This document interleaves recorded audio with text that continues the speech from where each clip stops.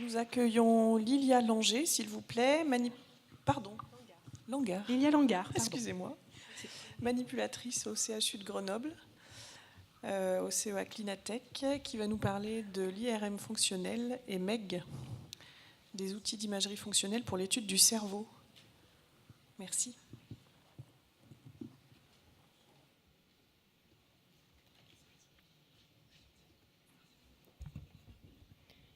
Bonjour, vous me voyez? C'est bon? Vous m'entendez bien? Bon, alors on est parti. Donc déjà, je tenais à remercier de nouveau toute l'équipe d'organisation de ces journées scientifiques. Merci beaucoup. Et donc de me laisser aussi l'opportunité de vous présenter ces deux techniques d'imagerie fonctionnelle que sont l'IRMF et la MEG. Donc MEG, c'est le petit nom de magnétoencéphalographie. Donc finalement, ça fait une deuxième présentation sur l'électrophysiologie.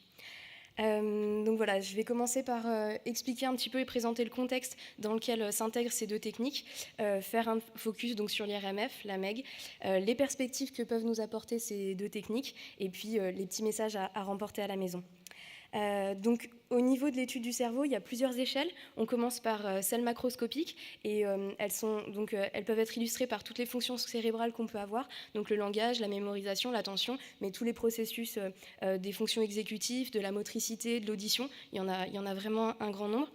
Également sur l'émotion, finalement, les émotions permettent aussi indirectement de nous faire étudier le cerveau et le comportement. Donc c'est pour ça que j'ai mis cette dame avec une certaine posture, parce que finalement elle reflète un comportement, ou en tout cas ça peut évoquer des émotions ou des comportements chez nous. Ensuite, si on descend encore un petit peu, on arrive sur l'organe, avec donc le cerveau, avec différentes aires cérébrales. Là on est plutôt au niveau anatomique. Différentes études, en fait, c'est à travers les pathologies qui ont été rencontrées, mais quand il y avait des lésions sur une certaine aire, on se rendait compte qu'une fonction cérébrale, une fonction était altérée. Donc l'idée qu'une aire cérébrale, une zone anatomique, porte une fonction. Donc là, il y a les différents lobes, mais au niveau anatomique, le cerveau est très complexe. Mais ces aires-là, elles sont aussi connectées entre elles. Et finalement, une fonction peut être portée par différentes zones anatomiques du cerveau. Donc là, j'ai pris l'exemple du réseau du repos, qui est porté par plusieurs aires, donc, qui sont allumées sur l'IRMF en bas à gauche. Ensuite, quand on va dans le microscopique, on a tout ce qui est au niveau cellulaire, moléculaire et génomique, mais je ne vais pas m'attarder dessus. Au niveau de toutes ces échelles, finalement, si jamais il y a une anomalie qui apparaît à n'importe quel moment, ça peut engendrer des altérations, des pathologies qui sont vraiment au niveau très global, au niveau comportemental. Donc, voilà, pour l'étude par exemple du gène, ce qu'il est fait aussi en laboratoire par exemple, c'est qu'ils modifient l'expression d'un gène chez un rat, et ensuite ils vont étudier son comportement pour voir si ce gène-là finalement il porte une fonction cérébrale quand on remonte les échelles. Voilà, et donc dans les neurosciences, donc, qui correspondent à l'étude du cerveau dans sa globalité, on a tendance à dire que tout se recoupe. C'est ce que je vous ai dit, si jamais il y a une lésion quelque part, finalement ça impacte tout le processus, toute l'intégration derrière. Et donc on a les neurosciences cellulaires et moléculaires, génomiques, et qui peuvent être explorées à travers l'histologie, la microscopie, l'optique, tout plein de techniques finalement. C'est pas du tout l'objet de la présentation. Et ensuite les neurosciences cognitives intégrées, qui peuvent être étudiées à travers des méthodes d'imagerie fonctionnelle, donc TEP, IRMF, mais celles-ci reposent finalement sur les processus cellulaires et moléculaires. C'est ce qu'on va voir après. Et donc voilà, nous on se situe ici. Il faut savoir que les neurosciences cellulaires, ça représente 75% des neurosciences de l'étude du cerveau en fait. Tout ce qui finalement est notre quotidien, enfin qui peut être notre quotidien, ne représente que 25%. Donc les imageries fonctionnelles, on en a un certain nombre, la TEP, l'IRM, l'EEG, la magnétoencéphalographie, la TMS, donc c'est pas trop musculo-squelettique, mais c'est stimulation magnétique transcrânienne, le NIRS, et puis j'ai découvert qu'il y avait également peut-être le scanner spectral qui pouvait se développer dans ce domaine-là, et donc nous on va aller sur ces deux zones-là. Donc l'origine physiologique du signal IRMF, donc on se situe au niveau des capillaires. Donc les capillaires vont venir apporter tous les besoins en énergie aux cellules. Donc l'oxygène notamment est porté par les molécules de fer qui sont sur l'hémoglobine. Et donc l'hémoglobine qui porte l'oxygène se nomme l'oxyhémoglobine. Et quand elle ne l'a plus, c'est la désoxyhémoglobine. Et donc, quand on est au repos, on a un certain ratio, une balance entre l'oxyhémoglobine et la déoxyhémoglobine. Je vais y arriver. Et quand la région est activée, cette balance va être modifiée. Et en fait, la déoxyhémoglobine a des propriétés paramagnétiques, donc qui vont pouvoir être visualisées à l'IRM. Donc c'est finalement un agent de contraste endogène, qu'il n'y a pas besoin de faire d'injection, c'est naturel, c'est présent chez tout le monde. Donc la variation du ratio entre l'oxyhémoglobine et la déoxyhémoglobine est de l'ordre de 2 à 10%, c'est très faible. Ça crée une variation locale de susceptibilité magnétique sur des séquences pondérées T2 et T2 étoiles, et c'est ce qui crée le signal BOLD. Et donc elles sont réalisées sur des séquences EPI, Ecoplanar Imaging. Donc là, vous avez une image, une coupe brute d'IRMF. Le fait que ce ratio soit si faible, ça nécessite de faire des répétitions en fait, de cette activation pour augmenter le rapport signal sur bruit, parce qu'avec juste une activation, on n'arrivera pas à faire de différence.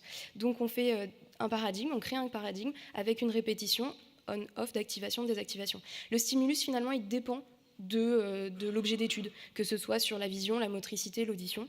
Donc là, par exemple, c'est...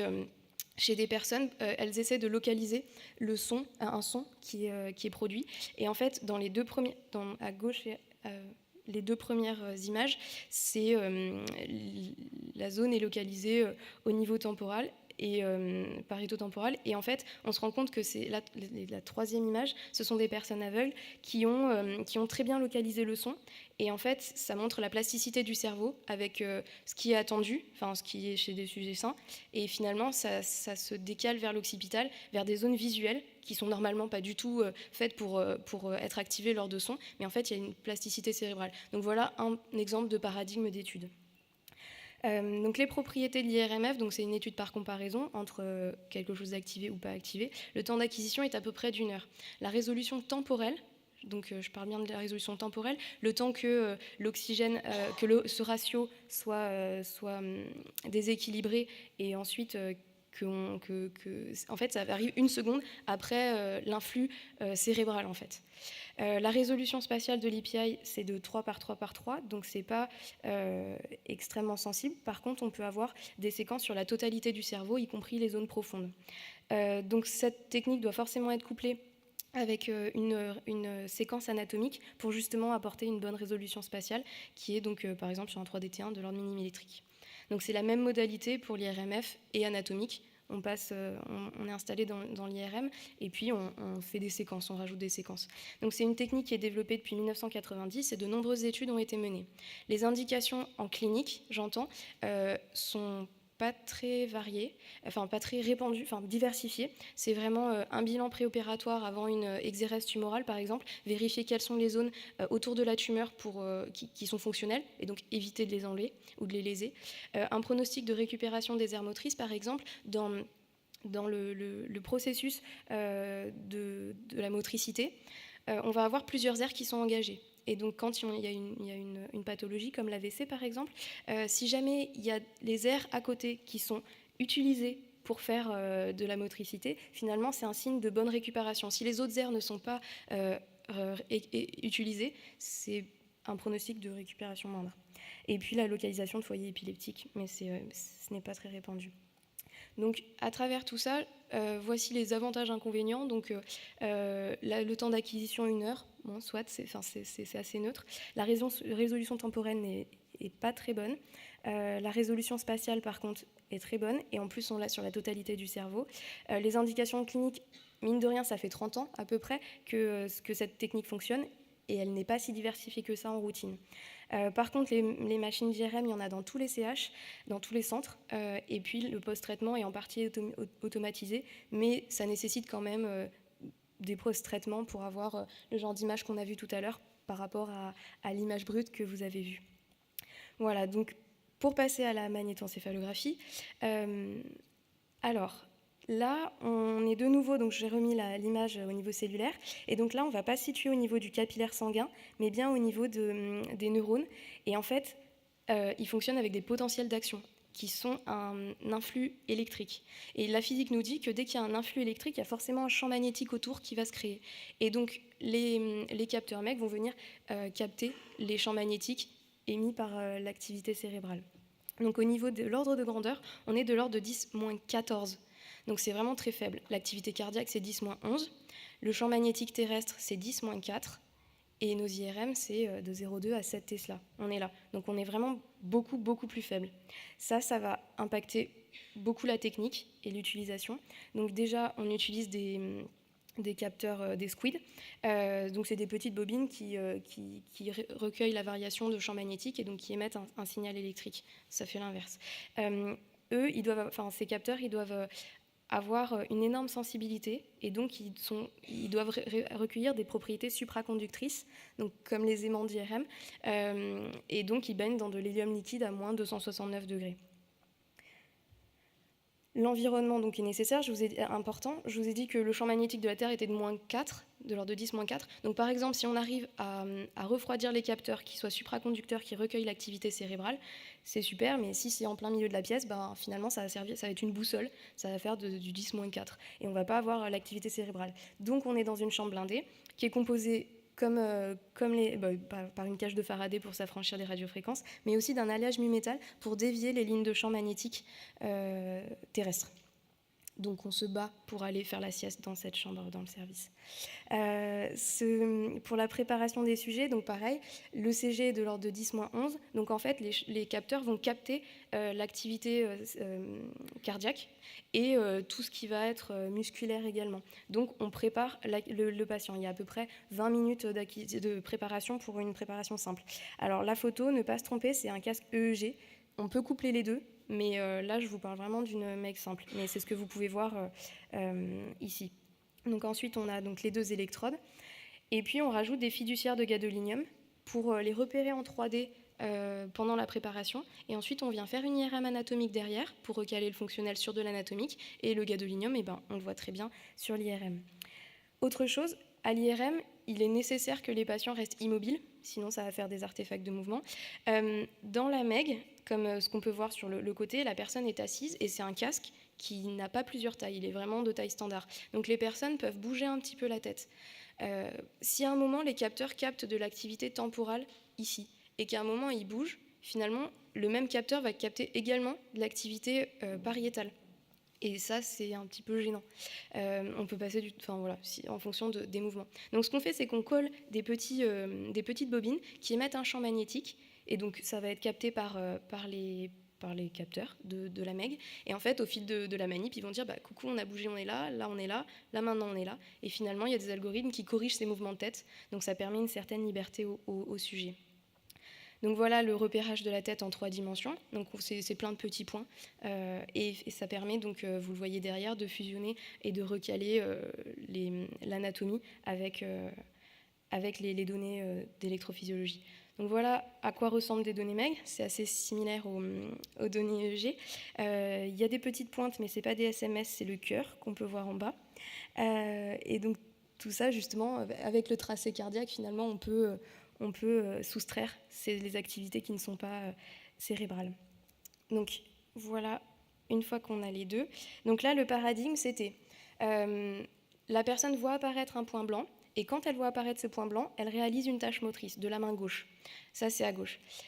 La vidéo d'à côté, c'est un tétraplégique qui voit apparaître le point blanc, sauf qu'il réalise le mouvement, mais on ne sait pas quand est-ce qu'il l'a réalisé, en fait, parce qu'il n'y a pas de mouvement.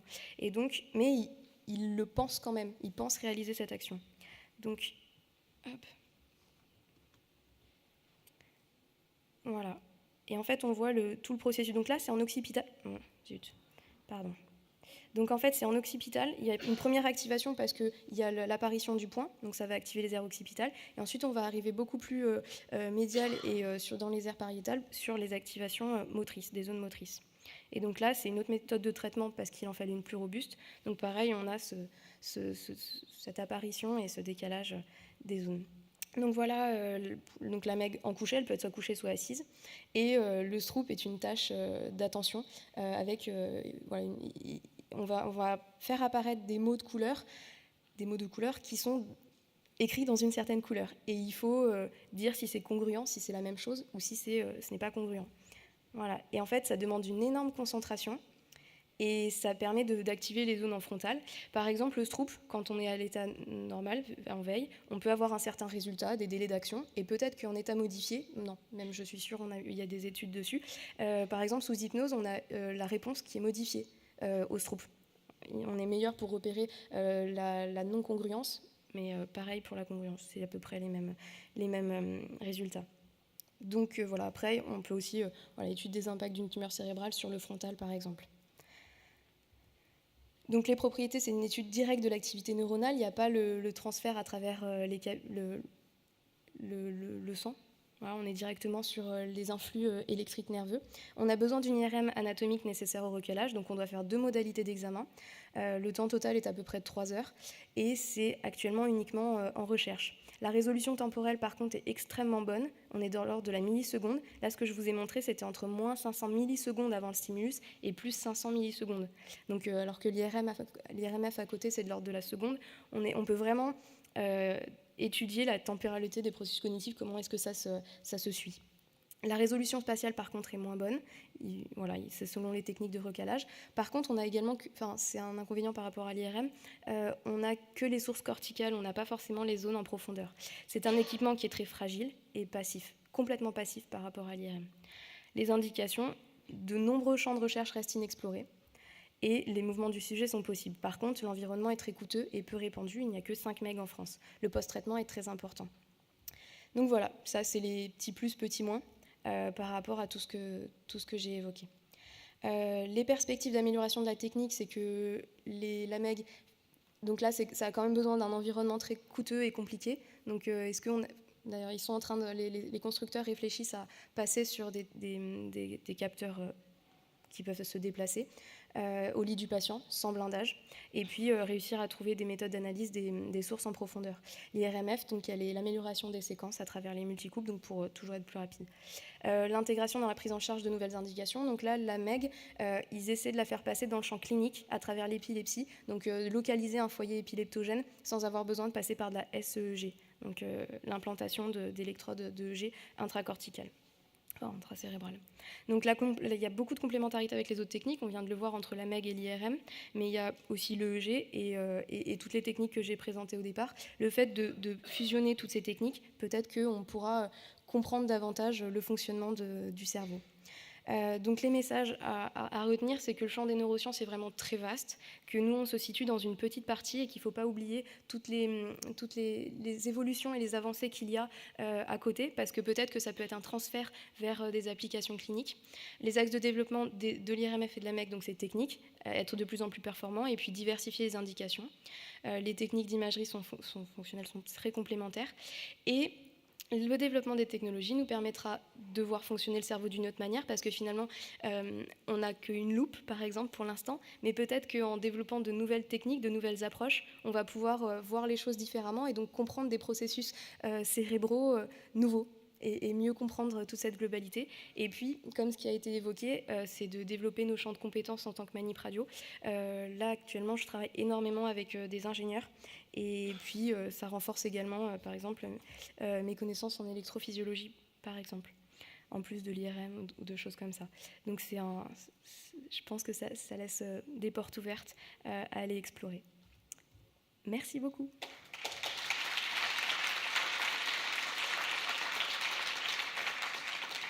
Merci Lilia pour cette belle présentation. Est-ce qu'il y a des questions dans le public qui souhaiteraient être posées de vive voix ? Toujours pas ? Alors une question qu'on a reçue sur l'application, quelles sont les contre-indications à la MEG, s'il y en a ? À la MEG, alors il n'y a pas de contre-indication dans le sens où ça va être risqué pour le patient, parce que c'est vraiment un équipement passif. Par contre, dès qu'il y a des choses ferromagnétiques, donc un plombage par exemple, on va avoir d'énormes artefacts à réguler et à post-traiter derrière. Mais en soi, ça ne mettra pas le patient en danger. Ça va juste être plus difficile à traiter.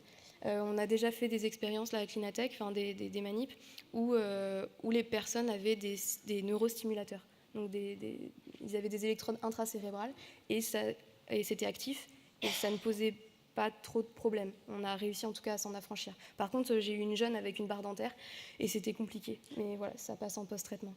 Donc pas d'ado ? Ouais, c'est plus difficile. Je crois qu'il y avait une question. Oui, moi je peux, ça marche là. Oui, bonjour, merci pour cette présentation. Moi j'avais une question par rapport à, tu disais que c'est limité en fait. L'IRM fonctionnel était limité pour l'utilisation dans un intérêt chirurgical. Et je me demandais, est-ce que c'est pas par rapport au mouvement du patient, ce que j'avais lu moi, qui ne permettait pas de délimiter de façon exacte la zone. Et du coup, est-ce que comparativement par rapport à la chirurgie avec patient éveillé, est-ce que c'est pas ça qui fait que c'est limité? Alors, l'indication que j'ai vue, c'était par exemple sur l'exérèse de tumeur, ça donne des indications aux chirurgiens de vraiment s'affranchir, de vraiment ne pas léser telle ou telle zone. Après, en principe, les patients, c'est vraiment du préopératoire. Donc normalement, ils ne doivent pas trop avoir de mouvement. Vraiment en préopératoire, c'est une IRM standard. Donc je ne sais pas si... moi, je n'ai pas eu de problème en termes de mouvement sur de l'IRMF. Par contre, voilà, il y a eu des gestions d'artefacts s'il y a des mouvements, mais bon, c'était plus pour des tétraplégiques qui étaient spastiques. Mais des bilans pré-op, j'ai pas eu de retour là-dessus, et c'est vraiment une indication aux chirurgiens de ne pas aller sur telle ou telle berge tumorale et de ne pas aller léser du tissu qui serait sain. Et pour des chirurgies qui sont sous-âgées. Voilà, parce que la possibilité, c'est de les faire éveiller, en effet, mais j'ai pas ce retour-là de mes collègues neurochirurgiens. Il me semblait que c'était sous-âgé. Ils ne font pas patients réveillés à l'hôpital, non? C'est juste une question. Oui, bien sûr. Moi, celle que j'ai vue, c'était sous-âgé. Et que les choses éveillées, c'était plus pour du positionnement d'électrodes, mais pas forcément sur de la résection de tumeur. Après, je dis ça, notre neurochirurgien, il nous tanne pour qu'on fasse des super séquences d'IRM de diffusion, de tracto, de la tracto, pour pouvoir voir les faisceaux justement. Mais c'est anatomique, ça ne sera pas forcément fonctionnel. Merci. Merci. Merci beaucoup. Merci beaucoup.